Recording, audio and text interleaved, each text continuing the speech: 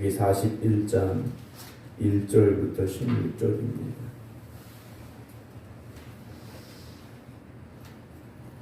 만 2년 후에 바로가 꿈을 꾼즉 자기가 나일 강가에 서 있는데 보니 아름답고 살찐 7 암소가 강가에서 올라와 갈밭에서 뜯어먹고 그 뒤에 또 흉하고 파리한 다른 7 암소가 나일 강가에서 올라와 그 소와 함께 나일 강가에 서 있더니 그 흉하고 파리한 소가 그 아름답고 살찐 7 소를 먹은지라. 바로가 곧 깨었다가 다시 잠이 들어 꿈을 꾸니 한 줄기에 무성하고 충실한 7 이삭이 나오고 그 위에 또 가늘고 동풍에 마른 7 이삭이 나오더니 그 가는 7 이삭이 풍성하고 충실한 7 이삭을 삼킨지라. 바로가 깬즉 꿈이라. 아침에 그의 마음이 번민하여 사람을 보내어 애굽의 점술가와 현인들을 모두 불러 그들에게 그의 꿈을 말하였으나 그것을 바로에게 해석하는 자가 없었더라. 술 맡은 관원장이 바로에게 말하여 이르되 내가 오늘 내 죄를 기억하나이다.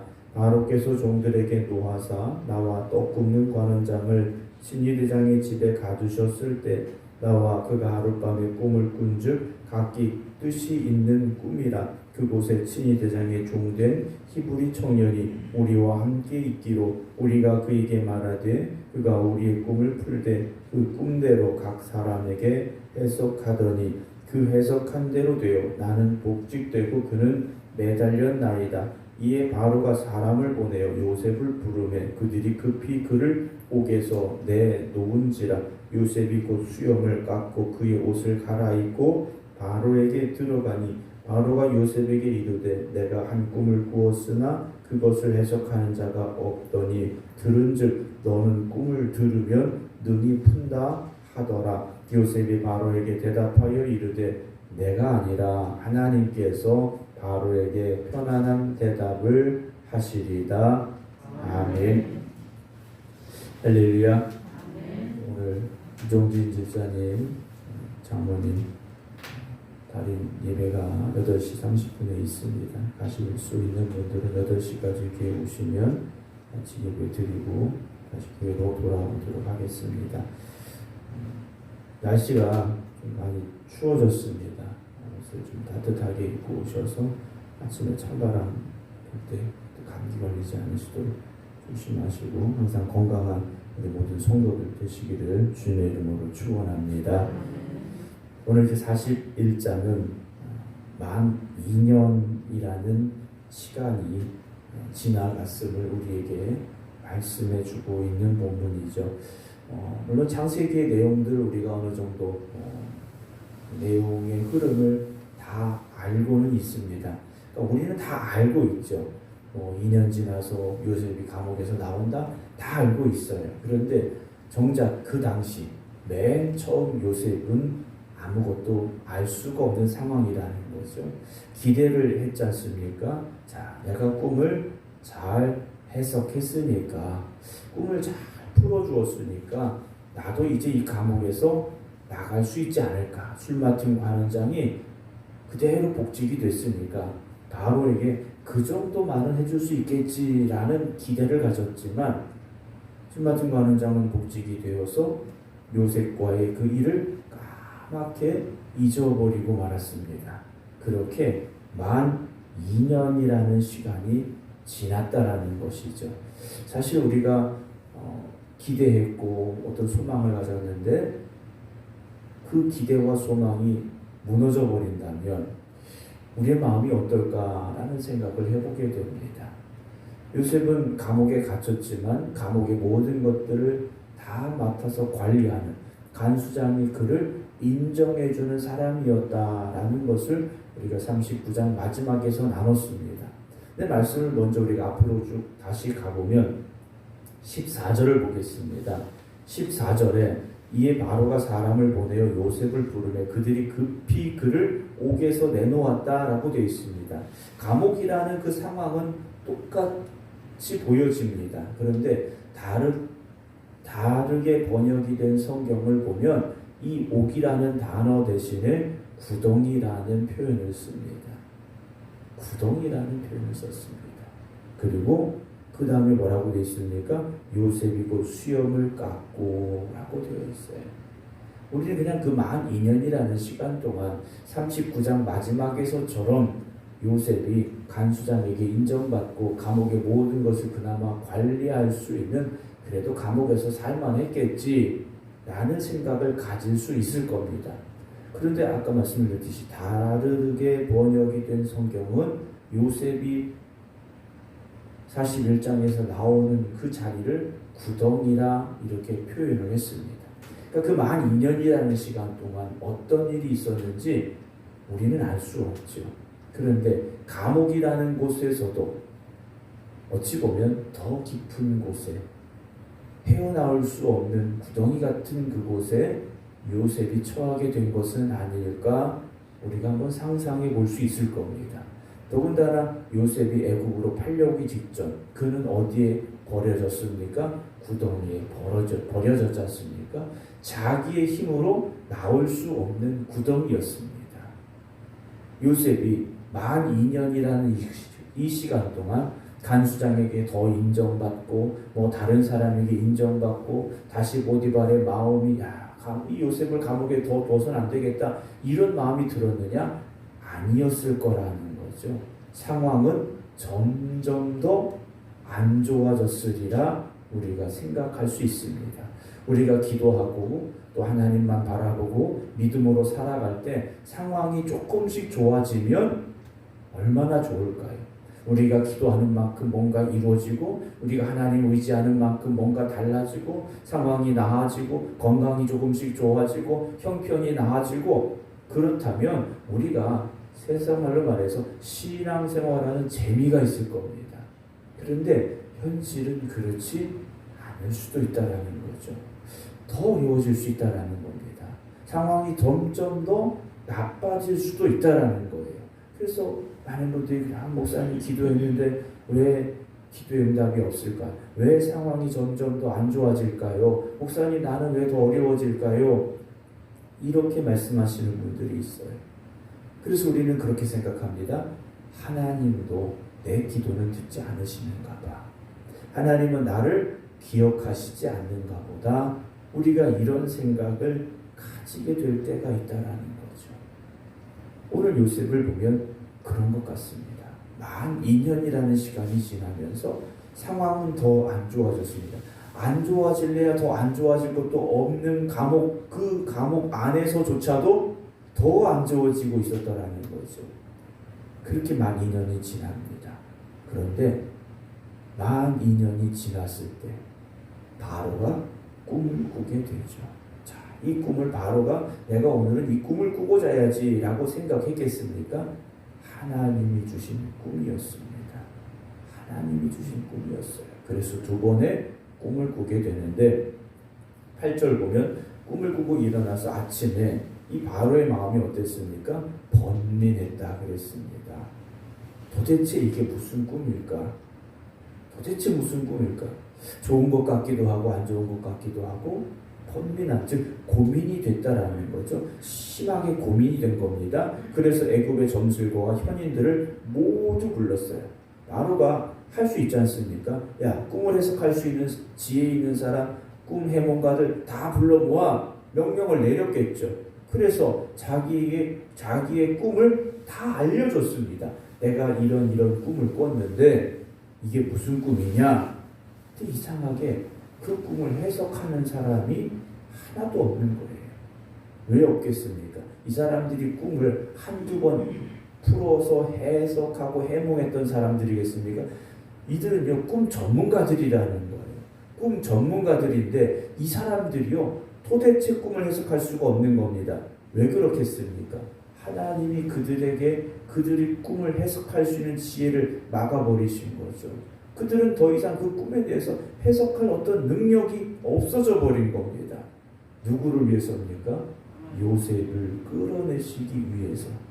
하나님께서 요셉을 그 감옥에서 끌어내시기 위해서 이 꿈을 주셨기 때문에 이 꿈을 해석할 열쇠를 가진 사람은 요셉밖에는 없다라는 거죠. 자, 그럼 어떤 상황이 됩니까? 9절 술 맡은 관원장이 바로에게 말하죠. 내가 오늘 내 죄를 기억합니다. 만 2년이 지났는데 이 술 맡은 관원장이 뭐라고 고백하냐면 내가 약속한 게 있었는데 그 약속을 꼭 들어줬어야 되는데 내가 까맣게 잊어버리고 있었습니다. 내 잘못이 있습니다. 라고 이 사람이요 2년 전의 일을 기억해냅니다.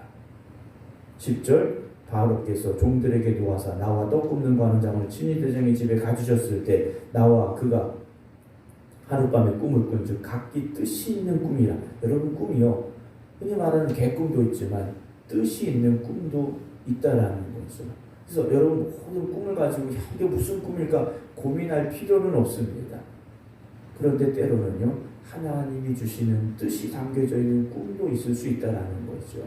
자, 그 사람이 이렇게 말하는 겁니다. 12절에 그곳에 친위대장의 종된 히브리 청년이 우리와 함께 있기로 우리가 그에게 말하되 그가 우리의 꿈을 풀되 그 꿈대로 각 사람에게 해석되더니 13절 그 해석한 대로 되어 나는 복직이 되었고 떡 맡은 관원장은 죽었습니다. 떡 굽는 사람은 죽었습니다. 라고 말한 거예요. 바로가 그런 일이 있었니? 야 그러면 빨리 나에게 말했어야지 라고 했겠죠. 그래서 14절 이에 바로가 사람을 감옥으로 보냈습니다. 그리고 요셉을 불러와라 했는데 요셉이 어디에 있었느냐? 우리 성경에는 감옥에 있었다라고 되어 있지만 실제는 그 감옥의 더 깊은 구덩이 속에 그가 갇혀 있었다. 사람의 힘으로 빠져나올 수 없는 더 이상 어떤 희망도 없는 그 상황 속에 요셉이 있었더라 라고 성경은 기록을 합니다. 보통 이쯤 되면 폐인이 되기 쉽겠죠. 요셉의 입장에서 본다면야 난 끝났어. 내게 무슨 희망이 있겠어? 내가 술 맡은 관원장에게 그렇게 부탁을 했는데 만 2년 우리말로 횟수로 3년이 지난 겁니다. 나는 여기서 이렇게 죽는구나 라고 생각을 했겠죠. 수염도 깎지 못한 채 그렇게 하루하루를 보내고 있었던 요셉이라는 겁니다. 15절 바로가 요셉에게 말하죠. 내가 한 꿈을 꾸었으나 그것을 해석하는 자가 없더니 너는 꿈을 들으면 능히 푼다고 내가 들었다. 내가 무슨 꿈을 꿨는데 그 꿈을 좀 해석해라 라고 요셉에게 부탁을 합니다. 그때 요셉이 이렇게 말하죠. 오늘 마지막 16절입니다. 내가 아니라 하나님께서 바로에게 편안한 대답을 하실 겁니다. 편안한 대답이라는 것은 왕이 지금 그 꿈 때문에 번민하고 있는데 걱정이 큰데 평안을 주는 충분한 대답을 하나님께서 주실 겁니다. 하고 요셉이 고백하죠. 우리가 보게 되는 요셉의 현실은 암흑의 현실이었습니다. 끝이 보이지 않는 터널 같은 그런 현실이었죠. 그런데 그의 입에서요 이런 대답이 나왔더라는 겁니다. 하나님께서 당신에게 편안한 대답을 주실 겁니다. 요셉이요 이런 말을 그냥 할 수 있었겠습니까? 요셉은 하나님이 자기에게 주신 그 꿈이 그냥 꿈이 아니고 반드시 이루어질 꿈일 것을 믿고 있었고 구덩이 같은 그곳에 갇혀 있었고 수염도 깎지 못하고 비참한 현실 속에 있었지만 그는요 이미 하나님으로부터 편안한 대답을 들었고 확신하고 있다라는 사실이죠. 여러분 우리의 현실이 우리 생각으로 볼 때에는 야, 내 인생이 왜 이럴까? 라고 생각이 들 수도 있습니다. 그러나 하나님을 바라볼 수 있는 여러분들이 되시기 바랍니다. 만 2년이라는 시간 동안 어찌 보면 하나님도 나를 잊어버린 것 같고 술 맡은 관원장은 아예 나를 까맣게 잊어버린 것 같고 보디발이 마음이 풀려서 나를 꺼내줄 것 같지도 않고 그러면 나는 여기서 이렇게 감옥에 갇혀있다 그냥 죽는 거다 생각할 수 있었는데 요셉은 그 암울한 현실 속에서도 하나님이 주신 꿈을 잊지 않았고 그 꿈을 의지하며 믿음으로 하루하루를 버텨내고 살아가고 있었다라는 것이고, 감옥에서만 2년 만에 나왔을 때, 물론 그 이전에도 감옥에 갇혀있던 시간들이 있었습니다만 모든 기대가 끝나버린 것 같은 그 만 2년이라는 시간이 지났음에도 불구하고 그 입에서는 하나님께서 하실 겁니다 대답할 수 있는 믿음이 있었다라는 거죠. 상황이 좋아지고 현실이 나아져서 우리의 믿음이 더 좋아지느냐? 오히려 그 반대일 수 있다는 거죠. 힘들고 어려운 순간이라 할지라도, 그 암울한 현실 속에 있다 할지라도 우리가 하나님을 의지하고 하나님만 바라본다면 우리의 믿음은 요셉처럼 하나님께서 하십니다 라는 그 고백이 나올 수 있는 위대한 믿음이 될 줄로 믿으시기 바랍니다. 사랑하는 성도 여러분, 오늘도 우리의 현실이 어떤가 이것만 보지 마시고 우리를 새롭게 하시고 우리를 들어 쓰시고 구덩이 속에 갇혀 있을지라도 건져내시는 하나님께서 일하시고 역사하심을 믿으시기 바랍니다. 그래서 그 믿음이 오늘 저와 여러분들의 믿음이 되어지시고 소망의 하루가 되시기를 주님의 이름으로 축원합니다. 기도하겠습니다. 만 2년이라는 시간 동안 감옥에 갇힌 요셉의 상황은 나아지지 않았습니다. 오히려 구덩이 속에 들어가는 더 암울한, 더 비참한 상황이 되고 말았습니다. 모든 것이 끝나버린 것 같은 요셉이었습니다. 그런데 그 만 2년이라는 시간 동안 요셉은 감옥에서도 하나님을 더욱 의지했습니다. 아니, 하나님만 의지할 수밖에 없었습니다. 기대했던 술같은 관원장도, 자기를 좋게 보았던 보디발도 모두 다 요셉을 잊어버렸습니다. 그러나 하나님은 요셉을 잊지 아니하셨습니다. 버려두지 아니하셨습니다. 바로에게 꿈을 꾸게 하셨고 그 꿈을 풀어 해석할 사람으로 요셉을 예비하고 계셨습니다. 그리고 요셉도 그 감옥 속에서 하나님을 원망하고 자신의 그 믿음을 부인한 것이 아니라 더욱더 하나님만 의지했습니다. 하나님만 바라보았습니다. 그래서 만 2년이 지나고 감옥에서 나온 요셉의 입에서 하나님이 하십니다 고백할 수 있는 위대한 믿음의 고백이 나옴을 보게 됩니다. 오늘 우리가 우리의 자신, 우리의 현실만 볼 것이 아니라 요셉처럼 그 어두운 현실 속에서도 눈을 들어 하나님을 바라볼 수 있는 저희들이 되게 하여 주시옵소서. 그래서 하나님이 주신 꿈을 붙잡고 하나님이 주신 그 소망을 붙잡고 하루하루 요셉과 같은 믿음으로 이기고 나아갈 수 있는 성도들 되게 하여 주시옵소서. 그래서 오늘 우리의 현실이 우리가 기대하는 것과는 달리 힘들고 어려운 현실이 된다 할지라도 그것으로 인하여 절망하고 좌절하지 말게 하시고 우리에게 꿈을 주시고 소망을 주시고 그리고 그 꿈을 이루어 가시는 하나님만 바라보고 하나님만 의지할 수 있는 믿음의 성도들 되게 하여 주시옵소서. 이제는 우리 주 예수 그리스도의 은혜와 아버지 하나님의 무한하신 사랑하심과 성령님의 감동 감화 역사하심이 오늘도 하나님만 의지하겠습니다. 하나님만 바라보겠습니다. 기도드리는 모든 성도들 위해 이제부터 영원토록 함께 하시기를 간절히 축원하옵나이다. 아멘.